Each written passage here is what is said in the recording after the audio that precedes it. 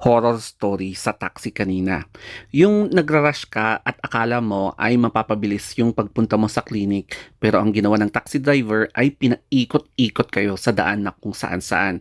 So ang nangyari, na-late tuloy kayo. Ang masaklap pa dito, parang pinarealize sa'yo ng taxi driver na pinapaikot ka lang talaga ng ex mo kasi syunga-syunga ka. So eto yung rota dapat. Ayan, dapat dyan para diretso dito sa may sentro ng Baguio, no? Ayan, so magsaysay, tapos dito dapat. Ayan. Pero ang ginawa ng driver, ganyan siya, no? Pinaikot kami, ganyan, via Longlong. And then, paikot-ikot, ganyan. Tapos, hanggang sa lumabas kami dito sa may Nagilian Road. Then, pinasok na naman kung saan-saan dito. Tapos, umikot-ikot na naman dyan. Umikot-ikot na naman dyan. And then, oh, pumunta na kami sa SM. Tapos, binaba na ako dito.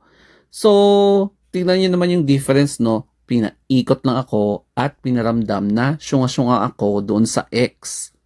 Alam naman natin na hindi scammer or kakaunti lang ang scammer na taxi drivers dito sa Baguio or Benguet.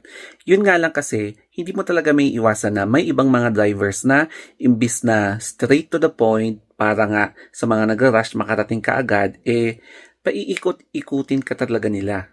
Nung nakarating na kami dito sa may Burnham, tapos dumaan kami sa Athletic Bowl, nakaramdam na talaga ako dito ng inis. Kasi bakit kung saan-saan kami pumupunta. Kaya sa point na to, nagsimula na ako mag-record.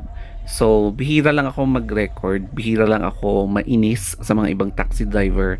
Kaya naisipan ko talaga na kunin itong shot na to para maging awareness na sana naman sa mga nanonood na taxi drivers, wag nyong pinagloloko yung mga pasahero nyo. Tapos, General Luna dapat yung destination namin, no? Pero nakarating na kami dito sa City High. Kaya dito talaga ako naluloka. And may kasama kasi ako dito kaya hindi ko binira yung taxi driver na to. Pero tignan nyo naman, no, kung saan-saan kami talaga pinunta, parang turista. Pero sabi ng kasama ko, buti na nga lang, ganito lang yung ginagawa ng taxi na ginagawa tayong turista. Hindi katulad sa Manila na sisingilin ka ng 500 o kaya 1,000. So sa lagay na to, mild pa lang ang eksena ng taxi. So sa part na to, paakyat na kami via UP Baguio area, and then nakarating na kami maya't maya doon sa Baguio Convention Center, and then doon sa SM City Baguio. So maluloka ka talaga.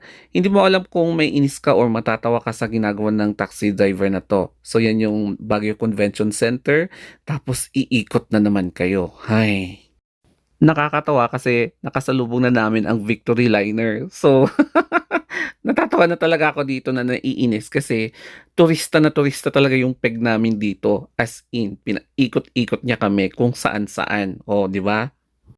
So, take note ha, General Luna ang final destination pero nakarating kami dito. Hala!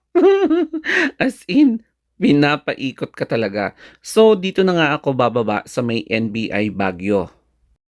Kaya pagbaba ko ng taxi, nilakasan ko yung boses ko, sinabi ko, enjoy your field trip dito sa Baguio, tsaka goodbye. Kaya ngayon, pupunta na talaga ako dito sa NBI Baguio office. So, yan yung entrance and papasok na ako. So, bye-bye!